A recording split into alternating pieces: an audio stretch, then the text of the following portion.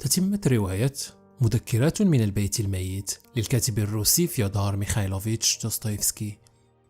أولو العزم. لوقا.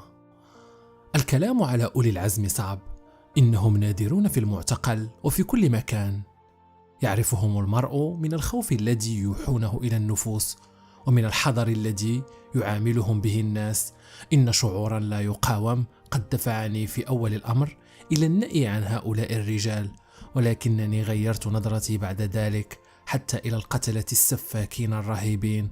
وهناك رجال لم يقتلوا في يوم من الأيام، ولكنهم أشد شراسة من أولئك الذين قتل واحدا منهم 6 أشخاص. إن هناك جرائم يصعب على المرء أن يتصورها من شدة الغرابة في اقترافها، وإنما أقول ذلك لأن الجرائم التي يرتكبها أفراد من الشعب تكون أسبابها باعثة على الدهشة في كثير من الأحيان. إليكم نموذج قاتل يصادف كثيرا، وهو رجل يعيش حياة هادئة مسالمة موادعة، لكن قدره قاس، فهو يتألم ويتعذب. هو مثل فلاح يعمل في الأرض، أو قن قد اتخذ خادما، أو واحد من سكان المدن، أو جندي في الجيش. وها هو ذا يشعر فجأة بتمزق في صدره، فلا يطيق صبرا، فإذا هو يغمد سكينه في صدر الشخص الذي يضطهده، في صدر الشخص الذي يناصبه العداء. إن سلوك هذا الرجل يصبح بعدئذ سلوكا شاذا عجيبا يتجاوز كل حد. لقد قتل مضطهده أو عدوه، وتلك جريمة طبعا، لكن لها تفسير آخر. لقد كان هناك سبب دفعه إلى ذلك، أما بعد ذلك فإن هذا الرجل لا يقتل أعداءه وحدهم، بل يقتل أي إنسان.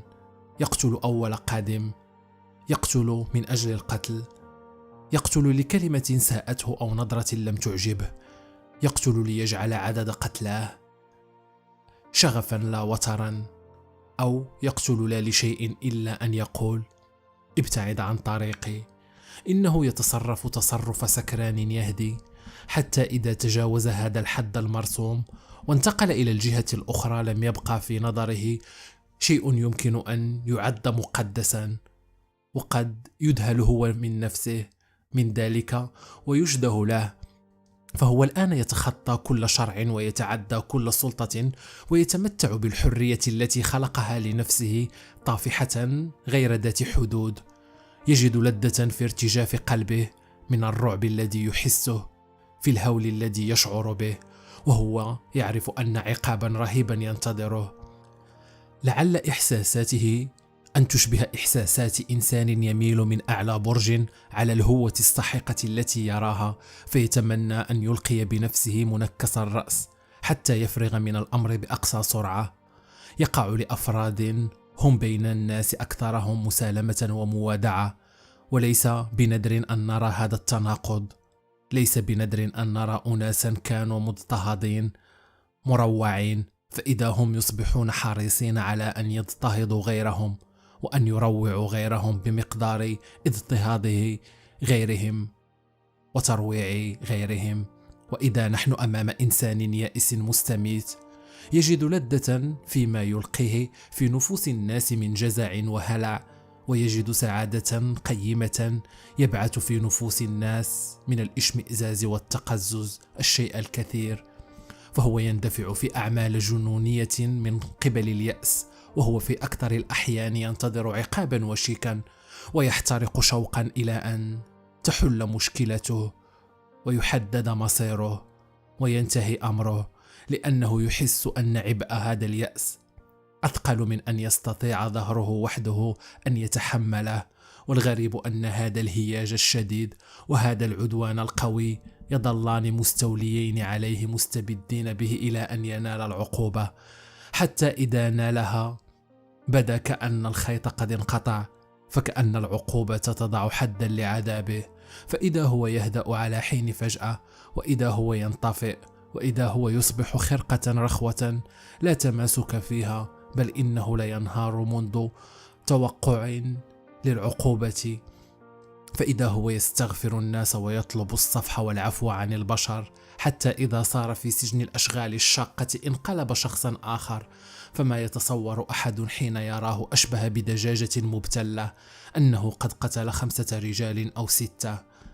بين هؤلاء المجرمين أناس لا يروضهم السجن بسهولة، فهم يحتفظون بشيء من المباهاة، وهم يظهرون كثيرا من الادعاء، حتى لا تسمع أحدهم يقول: هي اسمع، ما أنا من تظن، لقد بعثت إلى العالم الآخر ب6 أرواح، ولكن هؤلاء يرضخون دائما في آخر الأمر، ولقد يسلون أنفسهم من حين إلى حين بتذكر ما قاموا به من أعمال جريئة ومن دفعوا فيه من أعمال طائشة حين كانوا أناسا يائسين مستميتين.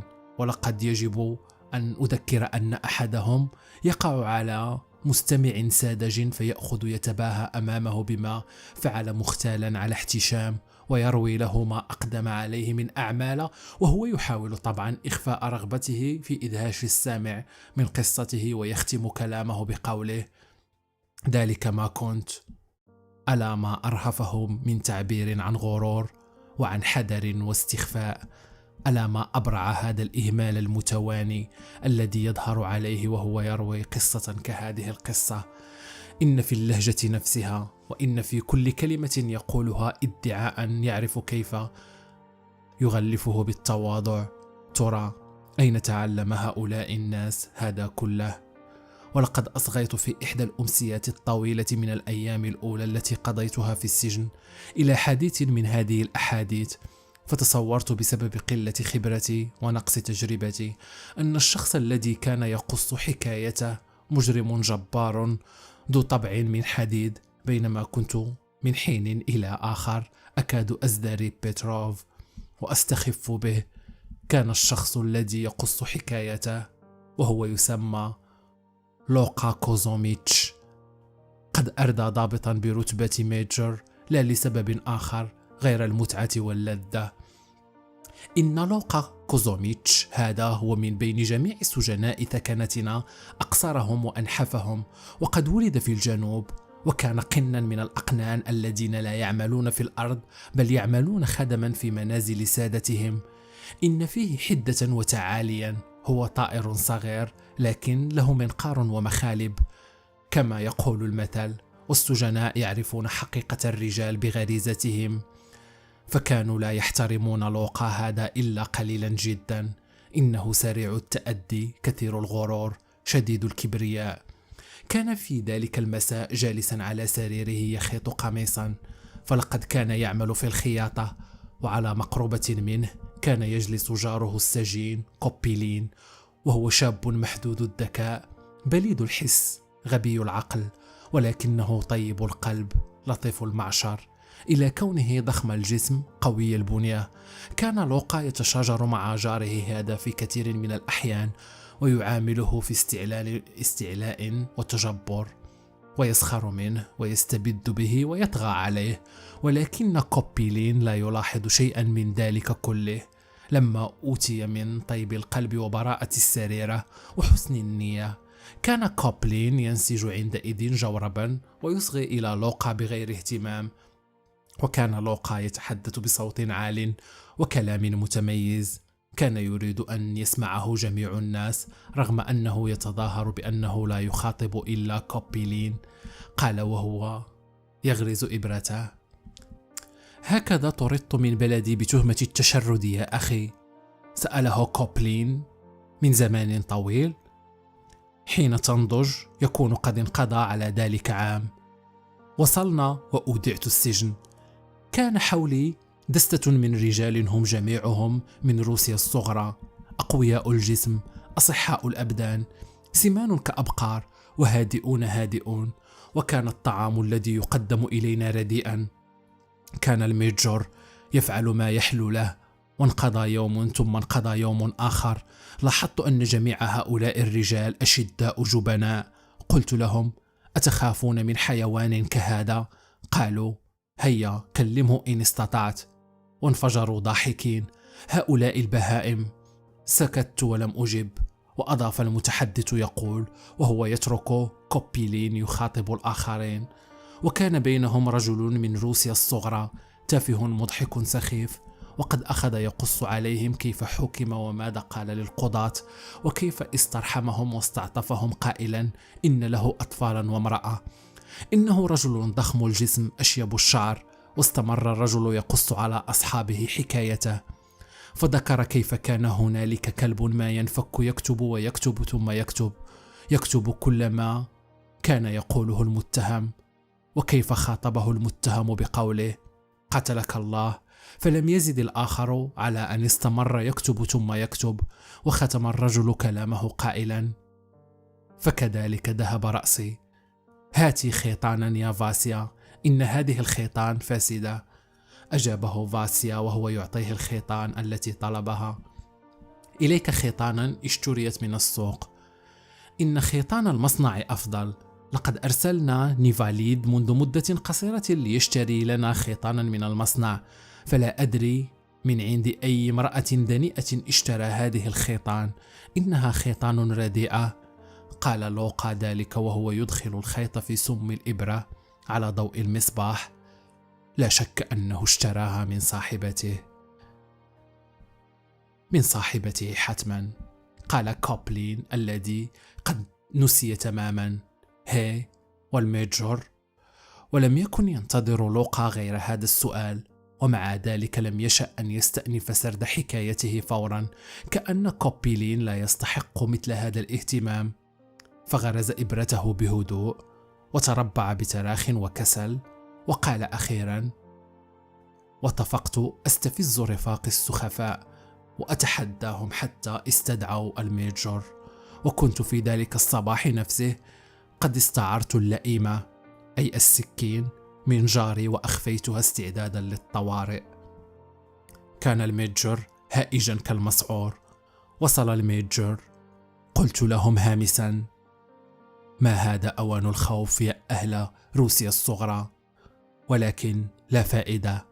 كانت شجاعتهم قد هبطت إلى الأطراف من رحات أقدامهم. أخذوا يرتجفون. لقد هرع الميجور سكرانا كل السكر. قال: ماذا هناك؟ كيف تجرؤون أنا قيصركم، أنا ربكم. فلما قال إنه قيصرنا وأنه ربنا اقتربت منه مخفيا سكيني في كمي، وقلت له وأنا أقترب مزيدا من الاقتراب: لا يا صاحب النبالة الرفيعة، ذلك لا يمكن أن يكون. يا صاحب النبالة الرفيعة، لا يمكن أن تكون قيصرنا وأن تكون ربنا. صرخ الميجور يقول: ها إذا أنت المحرض. قلت وأنا ما أنفك أزداد اقترابا منه: لا يا صاحب النبالة الرفيعة، كل إنسان يعلم وأنت نفسك تعلم أن ربنا تبارك وتعالى لا شريك له، وأن هنالك قيصرا واحدا لنا وضعه الرب نفسه فوقنا جميعا، فهو مولانا يا صاحب النبالة الرفيعة. وما أنت يا صاحب النبالة الرفيعة حتى الآن إلا ميجور، ولست رئيسا لنا إلا بفضل القيصر وبفضل مؤهلاتك.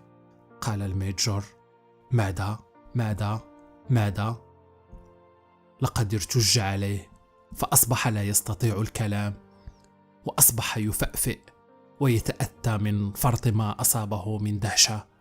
قلت له: هو كذلك. وهجمت عليه فأغمدت سكيني في بطنه، أغمدت السكين كلها، وقد فعلت ذلك بسرعة، فما هي إلا أن ترنح وسقط على الأرض مستديرا على عقبيه. قلت للرفاق بعد أن رميت سكيني: ارفعوه الآن يا رفاق. فاستطرد الآن قليلا مبتعدا عن قصتي. وأقول لكم إن هذه التعابير أنا قيصركم، أنا ربكم وغيرها من التعابير المشابهة كانت تستعمل كثيرا في سالف الزمان. بكل أسف كان يستعملها كثير من الضباط. يجب أن نعترف بأن عدد الذين يستعملونها الآن قد نقص كثيرا، وربما أصبح لا يستعملها أحد قط. ولنلاحظ أن أولئك الذين كانوا يغتالون هذا الاغتيال ويصطنعون أمثال هذه التعابير إنهم خاصة الضباط الذين ارتقوا من رتبة صف ضابط إلى رتبة ضابط، فإذا بالرتبة الجديدة تقلب أدمغتهم رأسا على عقب. إنهم بعد أن قاسوا عناء كبيرا وتكبدوا مشاق كثيرة يرون أنفسهم على حين فجأة ضباطا وقادة بل ونبلاء أيضا، فإذا هم لأنهم لم يألفوا ذلك يسكرون مما نالوا من ارتقاء سكرا شديدا، فيبالغون في تقدير قوتهم وسلطانهم وجبروتهم. هذا مع مرؤوسهم، أما مع رؤسائهم فإنهم يخضعون خضوعا ذليلا لا يملك المرء إلا أن يثور عليه ويشمئز منه، حتى إن المتملقين المنزلقين منهم يسارعون إلى الاعتراف لرؤسائهم بأنهم كانوا مع مرؤوسهم لا ينسون أصلهم، ولكن هؤلاء هم الطغاة إلى غير حد المستبدون إلى غير نهاية في معاملة الخاضعين لهم من الناس. ويجب أن نذكر أنه لا شيء يحنق السجناء ويغيظهم ويثير حفيظتهم كما يفعل ذلك مثل هذا الإسراف. إن الإنسان مهما يكن خاضعا مستكينا ومهما يكن صابرا مذعنا لا بد أن تستثيره وأن تفقده صبره وأن تبث الحقد في قلبه، هذه الخيلاء المتبجحة وهذه الكبرياء الصلفة. من حسن الحظ أن هذه الأمور كلها قد مضت وانقضت وأصبحت من الماضي الذي أوشك أن ينساه الناس. ويجب أن نذكر أن السلطة العليا كانت في ذلك الحين تعاقب أولئك المخطئين عقابا صارما، وأني لا أعرف أمثلة على ذلك. إنما يهيج حفيظة المرؤوسين خاصة إنما هو الاحتقار والإشمئزاز الذي يعاملون به، والذين يطوون إنهم ليس عليهم إلا أن يطعموا السجين وأن يرعدوه وأن يتصرفوا في كل أمر وفقا للقانون ليخطئون أيضا. فالإنسان مهما يصغر شأنه ومهما يهبط قدره ومهما تنزل قيمته يحب بغريزته أن تحترم كرامته، من حيث أنه إنسان. إن كل سجين يعرف حق المعرفة أنه سجين، ويعرف حق المعرفة أنه منبوذ ممقوت مكروه، ويعرف المسافة التي تفصل بينه وبين رؤسائه، ولكن لا القضبان ولا الأغلال تنسيه أنه إنسان. فلا بد أن يعامل إذن معاملة إنسانية. رباه ألا إن في استطاعته معاملة إنسان بإنسانيته أن تنفذ من الهوة حتى ذلك الذي اختفت من نفسه صورة الله منذ زمن طويل، إلا أن عاثري الحظ هم الذين يجب أن يعاملوا معاملة إنسانية قبل غيرهم من الناس، فذلك هو خلاصهم وذلك هو فرحهم. لقد اتفق لي أن صادفت أمرين ينعمون بطبع نبيل وقلب طيب، فاستطعت أن أرى مدى ما يحدثون في نفوس هؤلاء المذلين من تأثير حسن. رب كلمة طيبة يقولونها تبعث روح السجناء بعثا جديدا، فإذا بالسجناء يفرحون بها كما يفرح الأطفال، وإذا هم يمحضون رئيسهم حبا صادقا. ملاحظة أخرى: إن السجناء لا يحلو لهم من رؤسائهم أن يرفعوا الكلفة بينهم، ولا يحبون أن يسرف رؤساءهم فيما يعاملونهم به من طيبة، ولا يريدون لهؤلاء الرؤساء أن يكونوا سذجا مفرطين في السذاجة، ذلك أنهم يحبون أن يحترموا رؤساءهم. إنهم لا يشعرون بكثير من الاعتزاز مثلا حين يكون رئيسهم كثير الأوسمة حسن الهندام مهيب المظهر، وحين يحظى رئيسهم بالتقدير والاعتبار في نظر رئيس أعلى منه، وحين يكون قاسيا وقورا عادلا منصفا، وحين يشعر بكرامته شعورا قويا. إن السجناء يؤثرونه عندئذ على سائر من عاداه، إنه يعرف قيمته. ولا يهين الآخرين أو يسيء إليهم، لذلك تجري أموره كأحسن ما تجري الأمور. سأل كوبولين بهدوء: أظن أنك عوقبت على ذلك عقابا شديدا. هاي، أما عن العقاب فلا تسأل، لقد عوقبت عقابا شديدا والحق يقال. يا رفاق، هات المقصة يا علي، ولكن قولوا، ألن يكون لعب بالورق هذا المساء؟ قال فاسيا. شرب المال اللازم للعب، شرب خمرا، فلولا أنه شرب لوجدنا هنا، قال لوقا. لولا؟ إن لولا هذه تساوي 100 روبل في سوق موسكو. وعاد كوبولين يسأل: فكم كان عقابك يا لوقا؟ 500 جلدة يا صديقي العزيز. قال لوقا ذلك ثم أردف يخاطب الآخرين مستخفا بجاره مرة أخرى: حقا يا رفاق، لقد أوشكوا أن يقتلوني، وحين جلدوني هذه الجلدات 500 احتفلوا بي احتفالا كبيرا لم أكن قد جلدت قبل ذلك اليوم. تجمعت أفواج من الناس، أسرعت المدينة كلها تشهد عقاب المجرم، عقاب القاتل. ما كان أغبى أولئك الناس، لا أستطيع أن أصف لكم غباءهم. خلع عني تيموتشكا الجلاد ثيابي وأضجعني على الأرض، وصرخ يقول لي: استعد، سوف أشويك.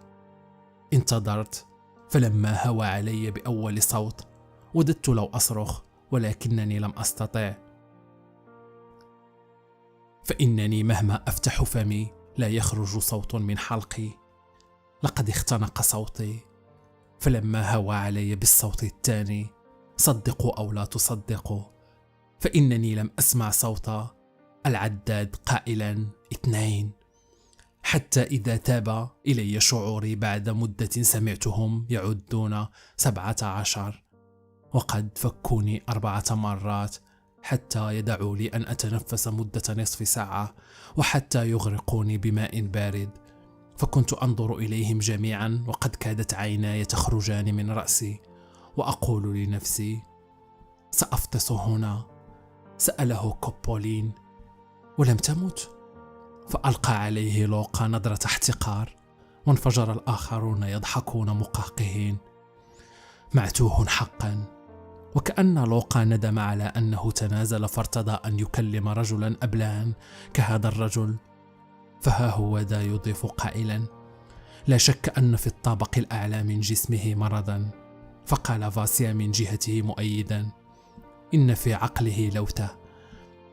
ومع أن لوقا قد قتل 6 أشخاص، فما من أحد في السجن قد خاف منه يوما، لكنه كان يهوي أن يعد رجلا مرعبا.